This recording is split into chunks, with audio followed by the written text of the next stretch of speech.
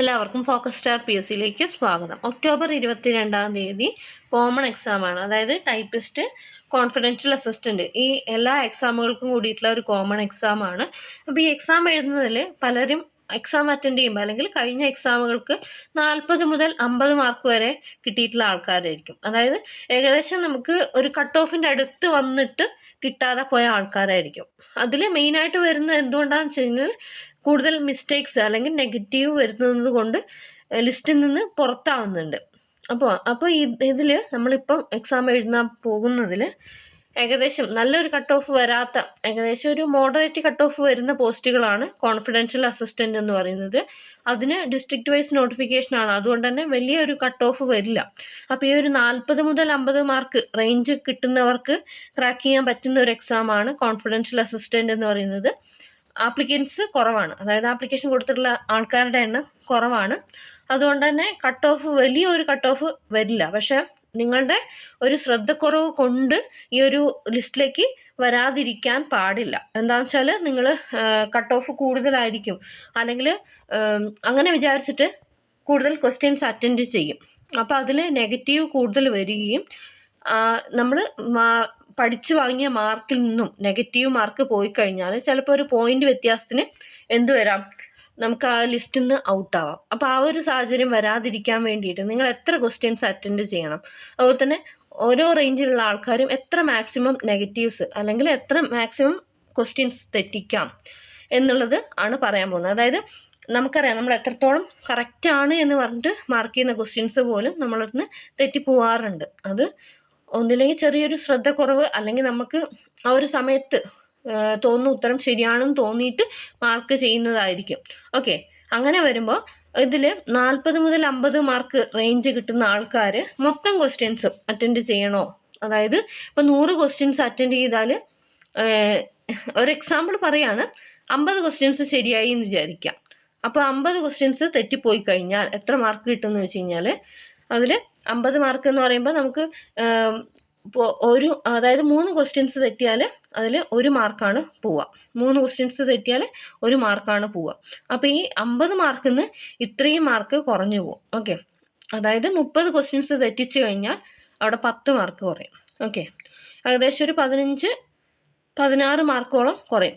Okay, പിന്നെയെന്ന് പറഞ്ഞാൽ നമുക്ക് ഫൈനൽ ആൻസർ കീ പ്രകാരം വരുമ്പോൾ കുറച്ച് ഡിലീഷൻ എന്തായാലും വരും.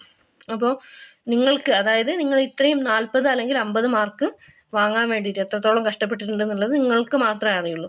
അപ്പോൾ ഈ ഒരു റേഞ്ച് വെച്ചിട്ട് നമുക്ക് ഈ എക്സാം ക്രാക്ക് ചെയ്യാൻ പറ്റുമോ എന്ന് വെച്ചാൽ തീർച്ചയായിട്ടും ക്രാക്ക് ചെയ്യാൻ പറ്റും. അപ്പോൾ ഈ ഒരു റേഞ്ചിലുള്ള ആൾക്കാർ 100 ക്വസ്റ്റ്യൻസും അറ്റൻഡ് ചെയ്യരുത്. എന്താണെന്ന് വെച്ച് കഴിഞ്ഞാൽ ഏകദേശം ഒരു 80-85 ക്വസ്റ്റ്യൻസ് മാത്രം അറ്റൻഡ് ചെയ്യുക. അത്ര തന്നെ അറ്റൻഡ് ചെയ്ത് കഴിഞ്ഞാലും നമുക്ക് ഏത് റേഞ്ചിലുള്ള ആൾക്കാരാണെങ്കിലും ഒരു കാര്യം ശ്രദ്ധിക്കുക, നിങ്ങളൊരു 10 അല്ലെങ്കിൽ 12 ക്വസ്റ്റ്യൻസ് നെഗറ്റീവ് വരുത്താൻ പാടുള്ളൂ. ആ ഒരു രീതിയിൽ പ്രാക്ടീസ് ചെയ്യണം.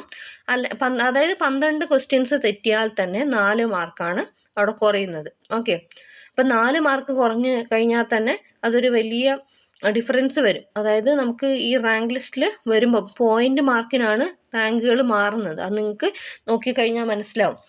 അതുപോലെ തന്നെ റാങ്ക് ലിസ്റ്റിൽ വന്നില്ലെങ്കിലും നമുക്ക് ഈ കോൺഫിഡൻഷ്യൽ അസിസ്റ്റൻറ്റിൻ്റെ ഷോർട്ട് ലിസ്റ്റിലേക്ക് വരാൻ ചിലപ്പോൾ ഒരു ചെറിയ പോയിന്റിൻ്റെ വ്യത്യാസത്തിൽ പോവാം.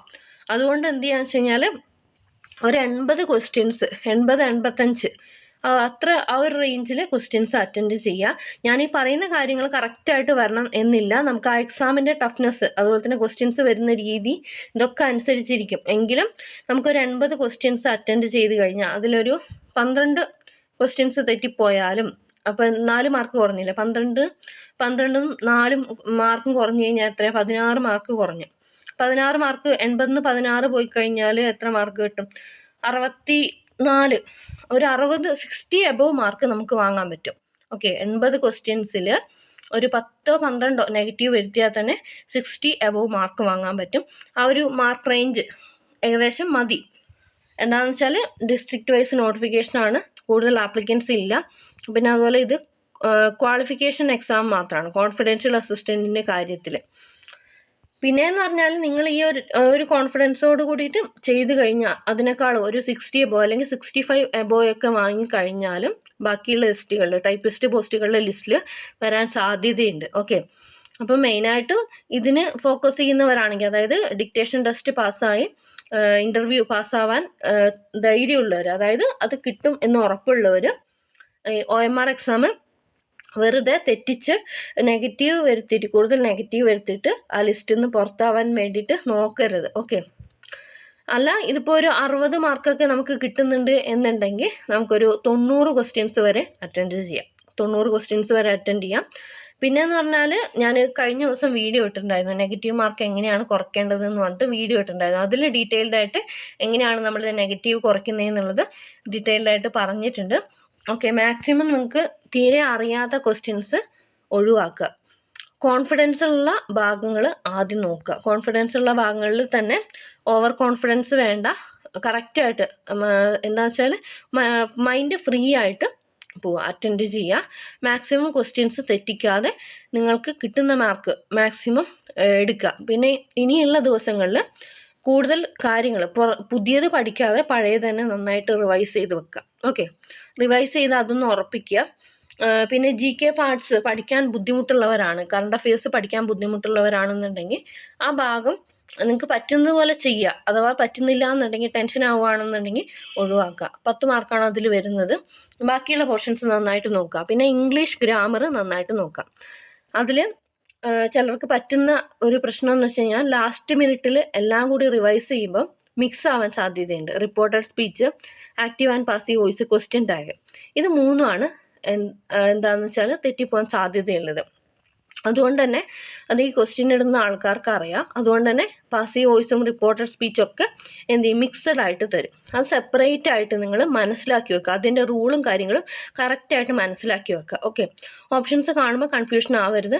അതിന് പകരം, അതായത് നിങ്ങൾക്ക് അറിയുന്ന ക്വസ്റ്റ്യൻസ് ആണ്, ഇംഗ്ലീഷ് ഗ്രാമറൊക്കെ ആണെങ്കിൽ ഓപ്ഷൻസ് നോക്കാതെ ക്വസ്റ്റ്യൻ വായിച്ച് നോക്കുക. വായിച്ച് നോക്കിയതിന് ശേഷം ആൻസർ നിങ്ങൾക്ക് അറിയാലോ, ആൻസർ ആദ്യം നിങ്ങൾ മനസ്സിൽ ഓർത്തിട്ട് അല്ലെങ്കിൽ ചെയ്ത് നോക്കിയിട്ട് മാത്രം ഓപ്ഷൻസിലേക്ക് നോക്കുക.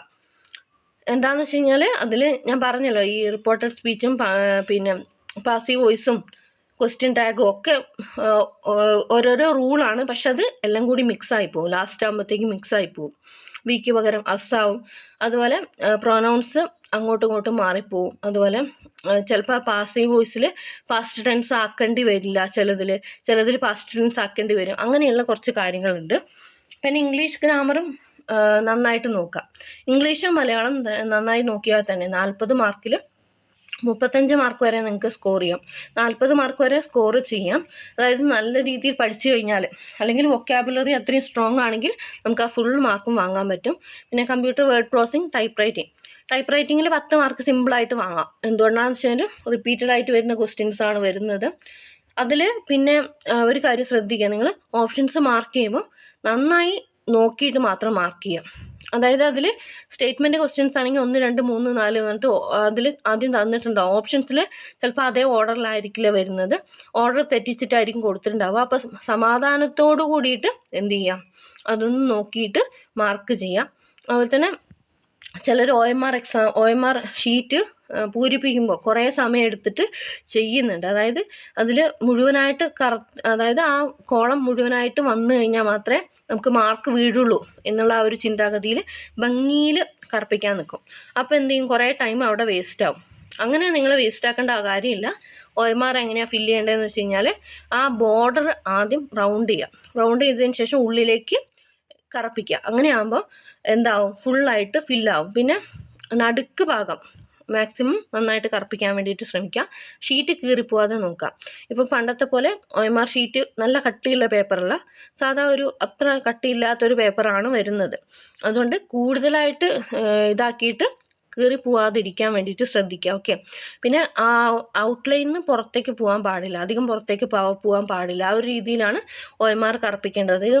എന്താ വെച്ചാൽ ചിലർക്ക് അത് ചോദിക്കാൻ മടിയായിരിക്കും, OMR എങ്ങനെ കറുപ്പിക്കണം എന്ന് ചോദിക്കാൻ മടിയായിരിക്കും. ഓക്കെ, അപ്പോൾ ഇത്രയും കാര്യങ്ങളൊക്കെയാണ് ശ്രദ്ധിക്കാനുള്ളത്. പിന്നെ ഞാൻ പറഞ്ഞല്ലോ, ഈ 40-50 ആ ഒരു റേഞ്ചിലുള്ള ആൾക്കാരാണെങ്കിൽ 80 ക്വസ്റ്റ്യൻസ് വരെ അറ്റൻഡ് ചെയ്യാം.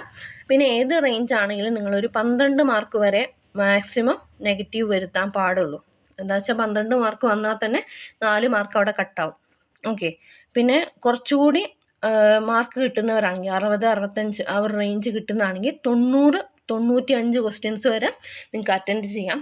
മുഴുവൻ ക്വസ്റ്റ്യൻസ് അറ്റൻഡ് ചെയ്യരുത്, അത് അബദ്ധമാണ്.